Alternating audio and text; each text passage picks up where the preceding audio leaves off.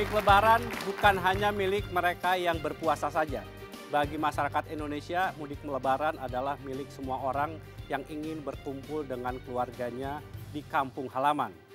Jutaan orang bepergian sepanjang masa menjelang lebaran. Inilah yang membuat seringkali terjadi kemacetan di mana-mana.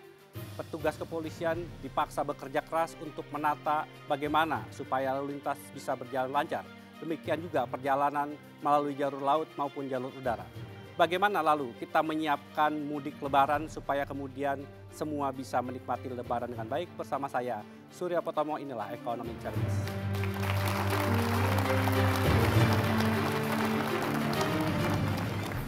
Leo, malam hari ini kita akan membahas soal bagaimana menyiapkan jalur mudik.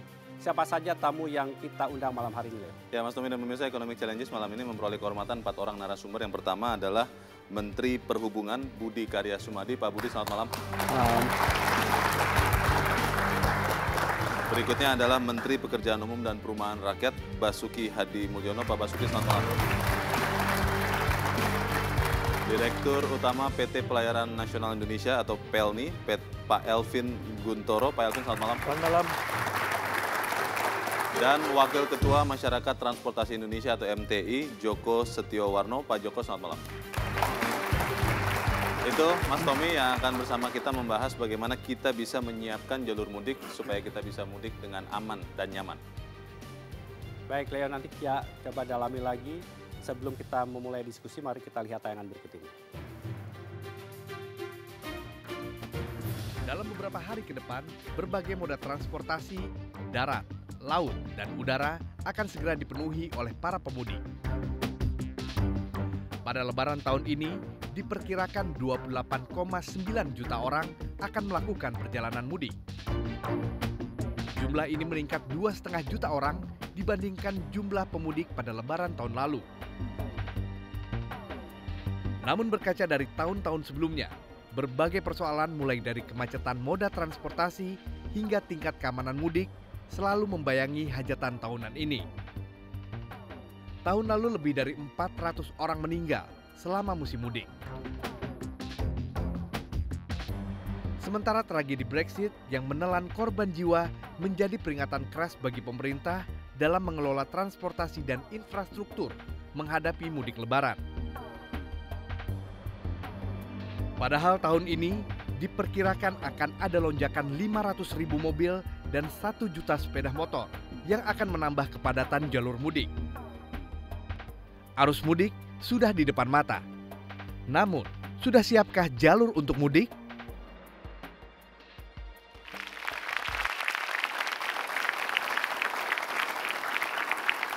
Leo, kalau kita berbicara soal mudik, seperti apa data dan pertumbuhan jumlah pemudik setiap tahun di Indonesia? Ya, Mas Tommy dan pemirsa, mudik adalah satu masa yang sangat krusial karena pada saat yang bersamaan jutaan orang akan bergerak bersama-sama di waktu yang bersamaan. Kita melihat data berikut yang kami peroleh dari Kementerian Perhubungan bahwa jumlah pemudik tahun lalu 2016 tercatat 26,36 juta orang dan di tahun ini 2017 diperkirakan akan naik sekitar hampir 7% menjadi hampir 29 juta orang. Ini sesuatu yang harus sangat diseriusi untuk diamankan. Dari 29 juta itu, maka pemudik angkutan umum diperkirakan untuk tahun 2017 ini akan mencapai sekitar 19 juta orang. Itu mengalami kenaikan dibandingkan tahun 2016 yang tercatat 18,16 juta jiwa. Itu data yang kami peroleh juga masih dari Kementerian Perhubungan. Kita lihat statistik angkutan mudik tahun 2015-2016 dari sekian moda transportasi, bus mengalami penurunan di tahun 2016 dibandingkan 2015 itu turun sekitar 6%.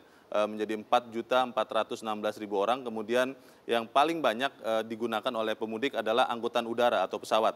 Kita lihat di tahun 2016 tercatat 4.912.000 lebih penumpang, itu mengalami kenaikan 14% dibandingkan tahun 2015. Ini sesuatu yang harus kita cermati. Kalau kita lihat yang paling sedikit adalah angkutan laut yang hanya sekitar 930.498 orang yang menggunakan angkutan laut di tahun 2016. Kita lihat data berikut. Prediksi jumlah pemudik untuk angkutan umum menggunakan angkutan umum tahun 2017 diperkirakan untuk bus akan digunakan oleh 4,3 juta orang.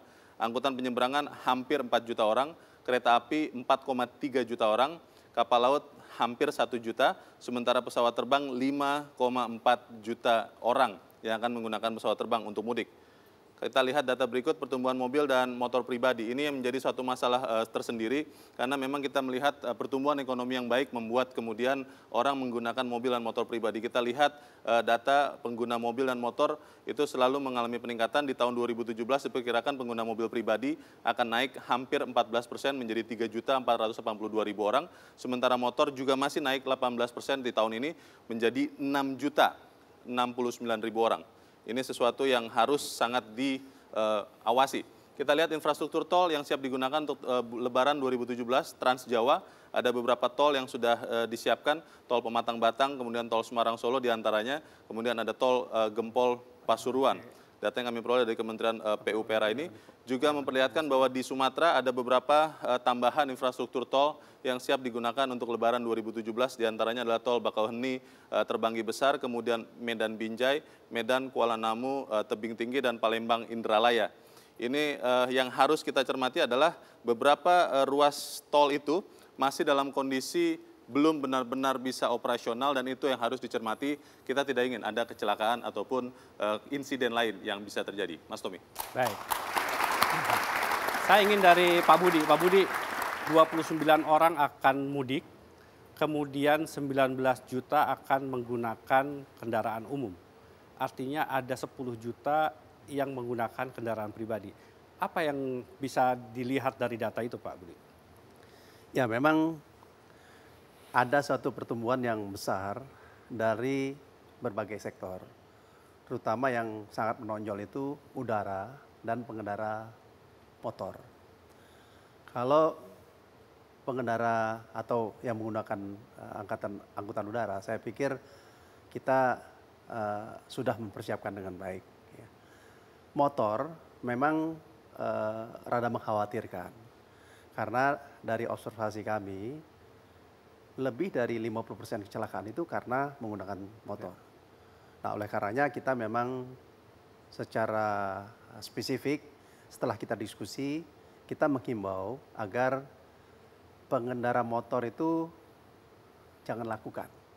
Gunakanlah angkutan yang lain. Gitu ya. Terus motornya dikemanakan, Pak Budi? Jadi kita juga konsekuen, kita punya program mudik gratis. Kita menyiapkan kurang lebih 208.000 untuk mudik gratis untuk penumpang. Dan kita menyediakan 48.000 untuk motor. Mudik terutama ke Jawa Tengah. Karena memang yang mudik paling banyak itu ke Jawa Tengah. Nah, ini harapannya mereka ikut program itu atau dengan cara mudik yang lain. Jadi motornya dinaikkan Dinaikkan, ada yang naik truk, ada yang naik kereta api, ada yang naik kapal. Itu diberikan gratis begitu? Gratis. Gratis semuanya. Bagaimana caranya kalau mereka ingin menggunakan fasilitas itu, Pak Budi? Kita ada di beberapa media, ada tempat-tempat pendaftaran, sangat banyak diantaranya yang ada itu di Rawamangun, ada yang di Cikarang, ada yang di Gambir. Itu sekarang dalam satu okupasi yang sudah lumayan banyak gitu ya. Ada deadline-nya bagi mereka yang ingin menggunakan fasilitas ini, Pak Budi? Ya, saya pikir nggak keburu deadline, mungkin habis nanti. Iya. Jadi mungkin 1-2 hari ini upayakan dapatkan fasilitas itu ya. Sekarang sudah 70%. Jadi pemerintah berupaya menggeser dari 6 juta pengendara motor itu, sebagian lebih baik motornya dinaikkan kendaraan atau menggunakan yang lain. Baik, saya ingin ke Pak Basuki. Pak Basuki, persoalan yang lain adalah fasilitas dan infrastruktur. Apa yang dilakukan Kementerian PUPR sendiri untuk menunjang perpindahan 29 juta orang yang akan terjadi pada mudik Lebaran kali ini? Oke, seperti yang Pak Tommy tadi sampaikan, ada sekitar 90 juta yang akan menggunakan prasarana jalan. Dari Sumatera, Jawa, Kalimantan, Sulawesi, dan Bali, memang kita siapkan jalan-jalan arterinya, jadi jalan-jalan nasional. Saya kira jalan nasional kita cukup siap.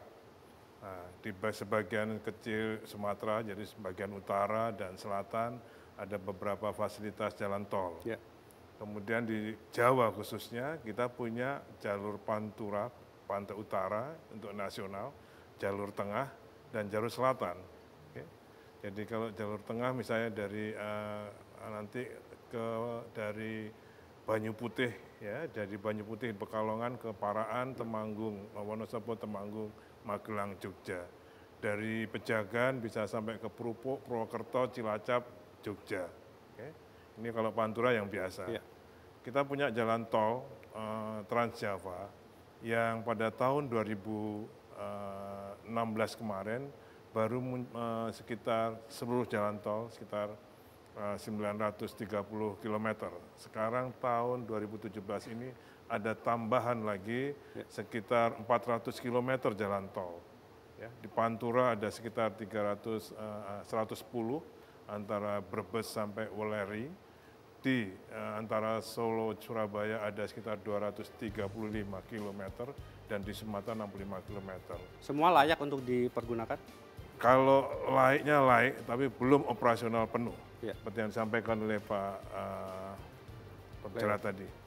Nah, tapi di jalan tol yang sementara bisa kita pakai secara fungsional, kita juga siapkan prasarananya, apakah itu tempat-tempat istirahat, cukup ada 6 tempat istirahat sepanjang 110 km, ya.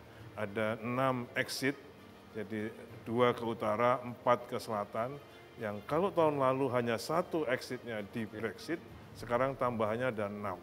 Untuk yang jalur-jalur yang baru itu hanya boleh dipergunakan siang hari, Pak Bu?